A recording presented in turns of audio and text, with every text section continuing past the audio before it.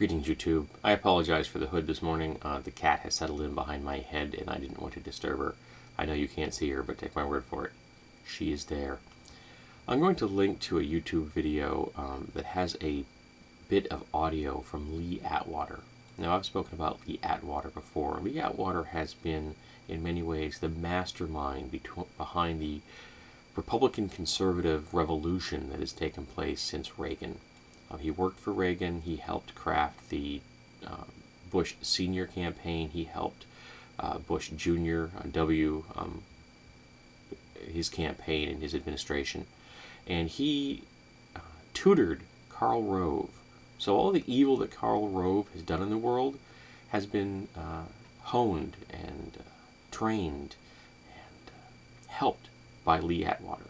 Lee Atwater has done immeasurable harm to the United States of America and to the world at large.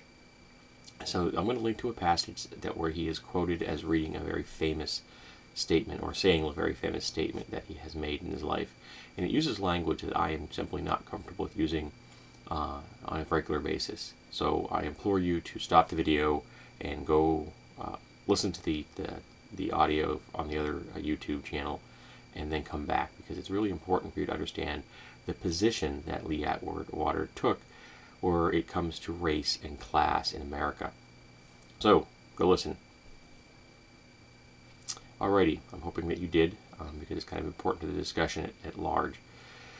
Now, there's another passage about Lee Atwater in the documentary Boogeyman that is important here, and it's being quoted in this particular comment thread by Three Blind Mice, an individual who I have great respect for, who writes some incredibly cogent things, and I have read over the years. They're just wonderful. This is the quote from Atwater. "That voter, in my judgment," he claims, "will be more likely to vote his economic interest than he will anything else. And that is the voter that I think, through a fairly slow but very steady process, will go Republican. Because race no longer matters. In my judgment, Karl Marx is right. The real issues ultimately will be economic issues." He continues in words that uncannily echo the 47% tape. Nothing new under the sun, under the wingnet sun. That statistically, as the number of non-producers in the system moves towards 50%, the Conservative coalition cannot but expand. Voila, a new Republican majority. Racism won't even have anything to do with it. And then Three Blind Mice goes on to say, "What Atwater is saying seems like a pretty honest assessment. The Republicans have been fighting a class struggle, which, according to the strict Marxists' ideology, is the only legitimate basis for revolution. The trick has been to convince the white working class that their interests are aligned with those of the outsourcing 1% GOP establishment. The GOP have been largely successful with this since Reagan. Reagan used the welfare queen rhetoric, and then it worked back then. The GOP needed to make this a more inclusive message." This is what Atwater is trying to do. The use of different N-word non-producer, rather than being a racial dog whistle, is just a generic rebranding of the economic message. It is less off-putting, and it seems also more honestly descriptive of the class struggle which is really being waged by the GOP. We will see it in the coming weeks as the tax cuts for the 1% are defended by the GOP to its rank and file along the lines of, and this is predictive, and I think he's probably nailed this, "You're next. When they run out of rich people's money, the non-producers are coming for your money." Now, obviously non-producers is a much more attractive N-word than the classic N-word. And I believe a lot of this is also tied into the whole Agenda 21, we need to succeed from America issue. Some people are saying, oh, it's a stupid political stunt by, reactionary people in America, that it's happened after every election and such. It's got more traction this time around. And one of the reasons is, I think one of the politicians, the political pundits, made a statement about the whole Agenda 21.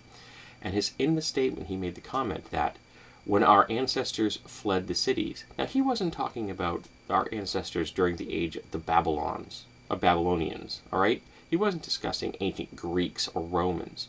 When he says ancestors, he means the white population that fled the cities because of minorities. They fled the cities and moved into the suburbs. So they're still using racial terminology and racial code words and racial dog whistles to drive an economic message that hurts everyone in America, especially middle class and poor Americans of all ethnic varieties. And that's the real key here. They're using racial rhetoric to wage a class war. As someone once famously said, they only shot King when he started talking about class. And that's the truth. Because class warfare is against all of the 99. It's against the majority, the vast majority of Americans. Now, race plays a massive role in this. It always has, and it always will, until we finally hunt down every single shred of racism in America and shine the light of reason and compassion on it until it withers away. And that's what we have to do. We have to take the tools of those waging the class struggle in America away from them, and one of the main tools they use is racism. Unfortunately, a lot of the liberal progressives in America latch onto the racism and seem to forget that it is just a tool, that the real battle is the class struggle. Of the 1% that has been waging successfully against us, I would say all the way back since Nixon. I would go actually further back than Reagan, but that's just my opinion, because I believe that Nixon is really where the war began against the American people. And that was what I believe the GOP has been waging since Nixon. Out and out, bloody, vicious, horrible, apocalyptic war on America. And it's really a class struggle. And Americans have to understand that, and they have to stop listening to the rhetoric, and they have to stop falling for the tools of racism that are being used to push that political agenda. There's no happy ending here. This is going to be a long, hard, vicious fight. But the tools that we, the liberal progressives, can use are reason and compassion. And they will always win over racism